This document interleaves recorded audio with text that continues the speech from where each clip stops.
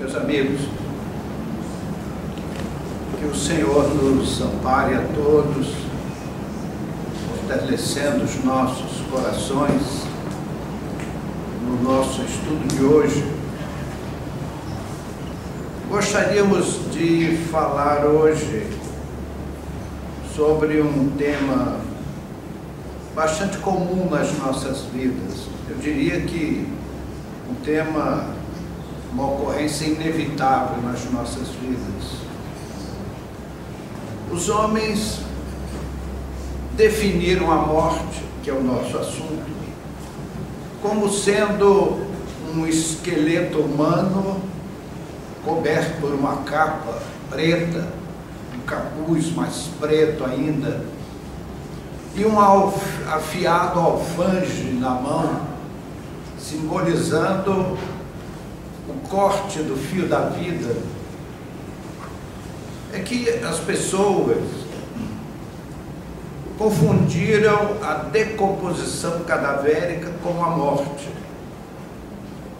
Os seres humanos estão tão vinculados às coisas materiais que acabam confundindo e criando aquele aspecto horrível, vinculando a morte com a decomposição cadavérica.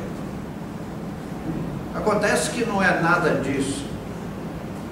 Pudessem os amigos vislumbrar os espíritos técnicos que cuidam do desligamento da alma do corpo, do fenômeno chamado morte, são almas belíssimas, iluminadas, que têm um profundo conhecimento psicológico desse momento importantíssimo das nossas vidas. Naquele instante de desligamento, surgem lições seculares para nós. Vamos compreender muitas coisas. Poderíamos mesmo falar sobre o assunto, muitos detalhes, e esses espíritos sábios, iluminados, são grandes psicólogos na condução do desencarnante, para que ele aproveite ao máximo a desencarnação. E eles usam uma expressão interessante, que nós estamos passando para os amigos, não estamos cobrando nada por isso, é graça, né? Dizem eles que é melhor desatar do que cortar. E quando uma pessoa se perturba fortemente na desencarnação e não consegue os proveitos que a misericórdia divina nos oferece neste momento, é porque foi necessário cortar o fio da vida por motivos técnicos que não nos cabe avaliar nesse momento.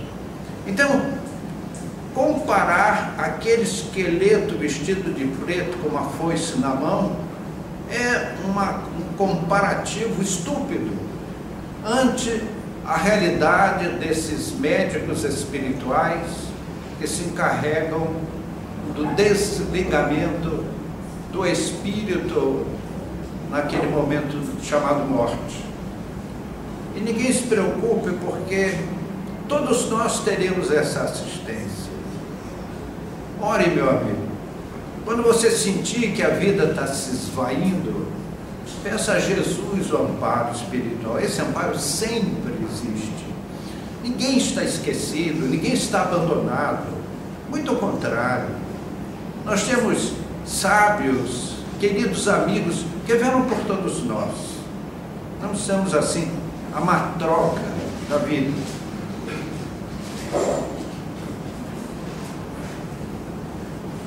Todos os homens em todos os quadrantes desse planeta carregam em seu poder o passaporte invisível para as sombras da morte.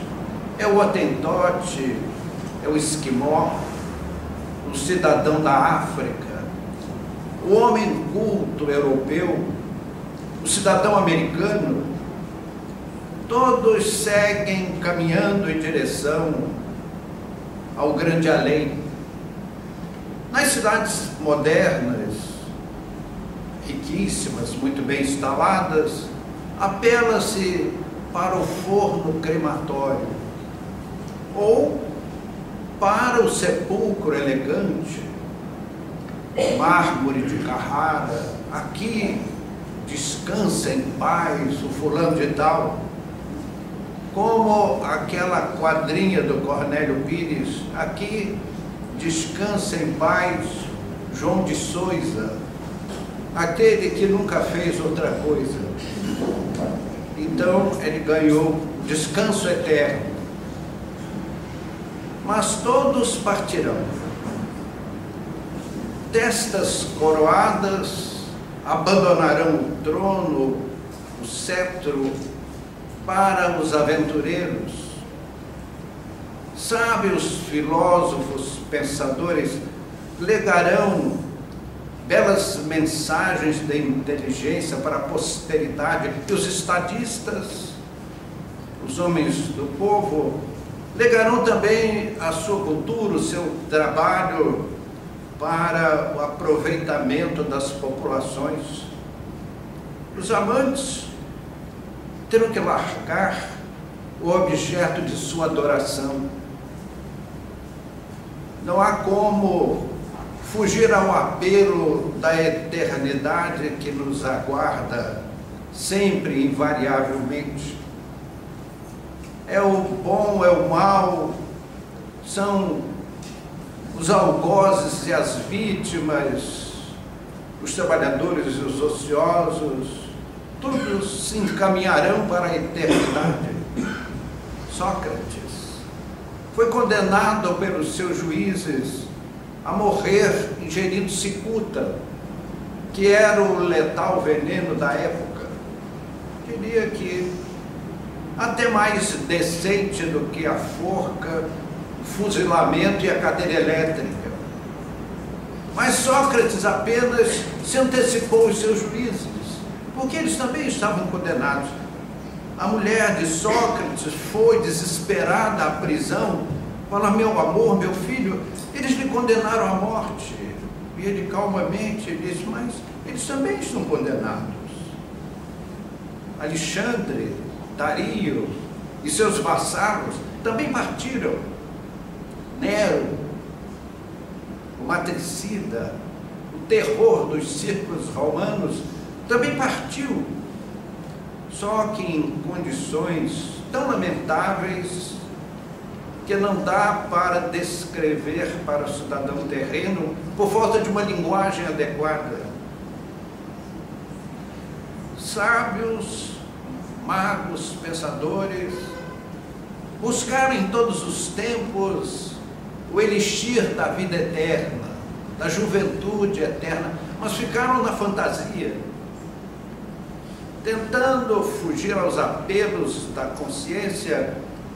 O homem deseja criar eternamente o baile de máscaras, no qual esconde seus vícios, tenta perpetuar os ossos, para que não possa deixar a vida terrena. Meus amigos, neste momento não valem o sangue e a condição social. Todos partirão. A cultura, a ignorância, em nenhuma hipótese reterão o espírito na terra, porque é lei divina. Como comentamos alhures, a desencarnação, o desligamento do mundo terrestre é obra divina. Então, considerar a morte terrível, horrível, é um grande equívoco. Alguns raros homens aproveitam a santa oportunidade da reencarnação e se esforçam por cumprir a missão que trouxeram para a Terra. A esses, um sono benigno, os instantes de alegria e euforia, de belos reencontros, aguardam na espiritualidade. Mas aqueles que fazem da vida terrena um gastar irresponsável do tempo e dos valores na conquista dos prazeres menores, hão de ter que se reajustar com a justiça divina, porque a morte é aquele portal maravilhoso, a alfândega da justiça a nos receber no pórtico da eternidade. Todos conhecem a morte, não há dúvida. Do índio ao cientista, todos viverão o seu último minuto na terra, o seu último dia. Nas pátrias da espiritualidade maior, há regiões sublimes, em névoas divinas, aguardando os cumpridores dos seus deveres, mas há também sombra e trevas, como definiu Jesus, as trevas exteriores onde há choro e ranger de dentes, para aqueles que abusaram dos valores da vida, desaproveitando aquelas oportunidades santas. Os corações de pedra preferem o ópio da indiferença, dos gozos fáceis na aplicação dos sentidos. De vez em quando, a vida nos traz rajadas de morticínios, tentando despertar o cidadão terreno.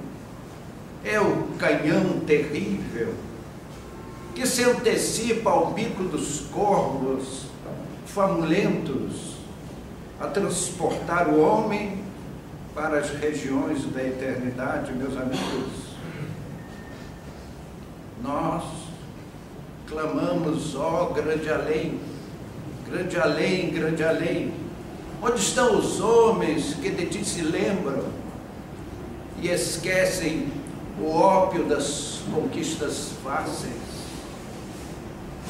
Nós convidamos os diletos amigos para se debruçarem na janela das recordações, para ver desfilar na passarela dos séculos o desfile das civilizações mortas.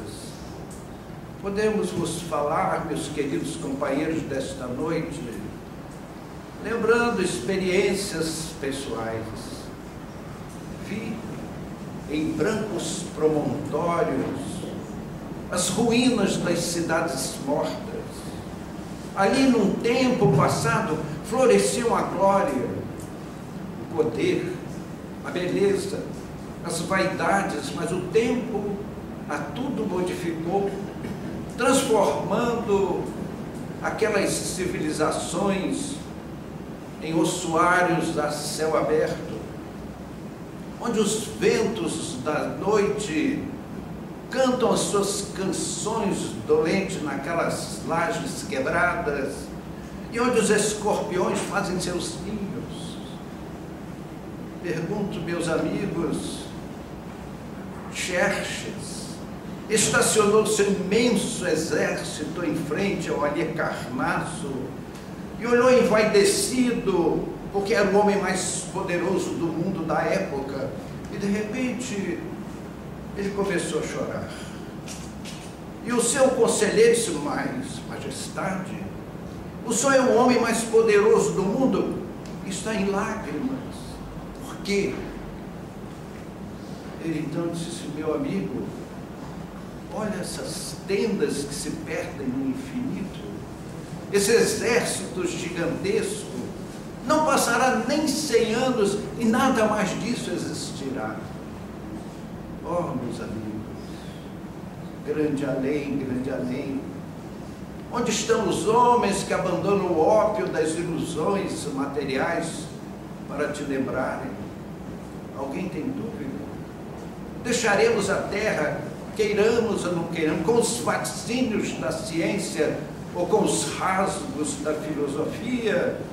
A imortalidade nos espera para os ajustes de conta de que precisamos,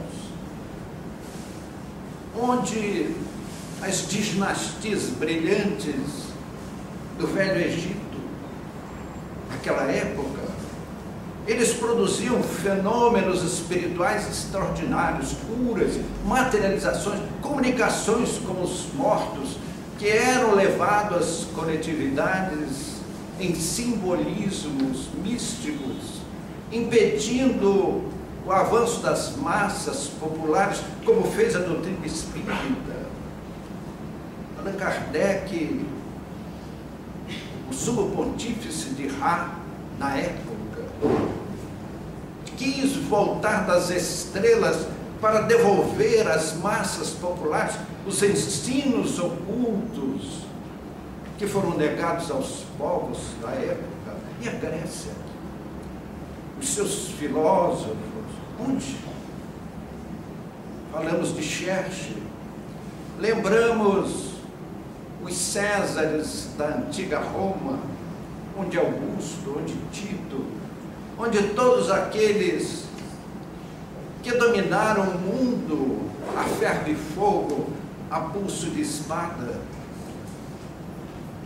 Gengis Khan, com seu exército de 100.000 cavalos, onde passava, deixava o rastro de sangue e fumo e muitas lágrimas.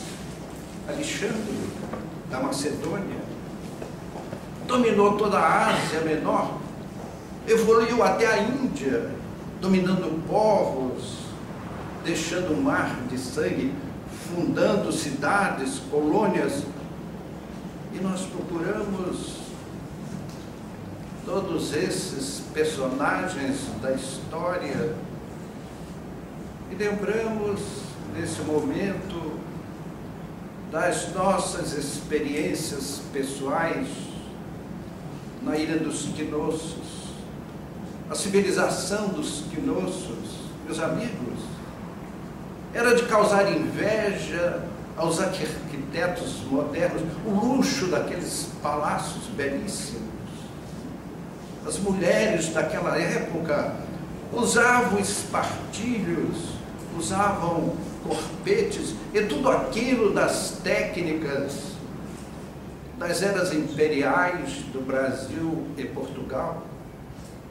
E eles foram, há 5.000 anos atrás, uma extraordinária civilização. Hoje dormem no fundo do mar Mediterrâneo, em escombros que mexem com o nosso coração saudoso. Nós temos, meus amigos, sempre que lembrar Jesus. Dizia o mestre: passará o céu, passará a terra, mas as minhas palavras não passarão. Verdade, meus amigos. Só Jesus não passou. Continua batendo nos nossos corações, desejando entrar deveras, para transformar as nossas almas, para que nós nos iluminemos em espírito e verdade. E os tiranos modernos, Bismarck, Hitler, Mussolini, que foram algozes da humanidade, onde o Reich de 1000 anos, que prometia o ver, mas deu um banho de sangue, de sofrimento na Europa. Esses espíritos jazem nesse momento que vos falo nas regiões abismais, nas trevas profundas, em ajustes de consciência inimagináveis para os homens terrestres e que nós não temos competência verbal para definir. É isso aí, meus amigos. Ainda hoje, em pleno 3º milênio, a indústria da morte ainda se movimenta. Ainda são fabricados canhões, mísseis, baionetas. A catapulta de ontem é a metralha de hoje. E, meu Deus do céu, como choram os corações do mundo. Há guerras, meus amigos, porque as mães não foram consultadas. Ó infelizes irmãos, espíritos iníquos que moveis tanques para o arrasamento de cidades pacíficas, pilotos demoníacos que aceitam a missão de incendiários de agrupamentos humanos, técnicos, cientistas, que gastam os seus fosfatos no desvão dos laboratórios para criarem as fórmulas mais eficazes da destruição à distância. Jornalistas, escritores, políticos, tribunos, que defendem as forças do ódio, da separatividade entre as nações, porque quem nasceu do outro lado do rio deve morrer. Quem tem uma cor de pele é a vítima execrável que devemos matar. Quando os 10 mandamentos da lei de Deus, pela pena de Moisés, nos diz: não matarás. E Jesus nos aconselha a amar ao próximo como a nós mesmos, amar a Deus sobre todas as coisas, amar a Deus inimigos. Jesus foi a expressão do amor. Políticos corruptos que assaltam os patrimônios públicos, empobrecendo a saúde e a educação. Mestres, professores, que abusam da cátedra para imprimir no espírito dos seus alunos a ideia do materialismo, da descrença, do ceticismo, riem balofamente daqueles que creem em Deus. Porque, meus amigos, quando nós olhamos todos os recantos da natureza, Deus está em toda parte, falando aos nossos corações, o Pai eterno. Se aqui estamos nos movimentando, é porque temos a graça da sobrevivência da alma para a nossa felicidade. Comerciantes que preferem o lucro desde que falte o leite na mesa das crianças. Aqueles que médicos proliferam na indústria do aborto, enriquecendo com o assassinato do seu semelhante. E os traficantes de droga, que levam o desencaminhamento da nossa mocidade, ganhando dinheiro com o sofrimento do próximo, com a destruição das famílias. E nós perguntamos: e a indústria tabagista, que é dirigida por homens cultos, doutorados, que oferem lucro destruindo pulmões? Esses, meus queridos amigos, formam a pungente falange dos esquerdistas do Cristo, que nesta hora profética que atravessamos, a terra prepara-se para ser um mundo de regeneração, abandonando as provas e expiações. E nesse momento, todas estas falanges, essas coortes infelizes, serão os esquerdistas do Cristo, que serão lançadas às trevas exteriores, e ali haverá choro e ranger de dentes, como vaticinou o Mestre Jesus.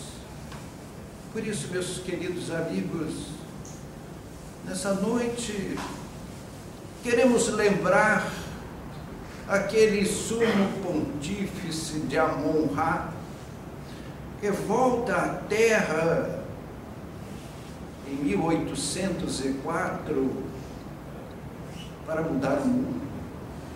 Jesus Sabiam que os homens perturbariam as suas expressões, porque, meus amigos, como nos dizem os espíritas mais sábios, é estudar Kardec para entender Jesus.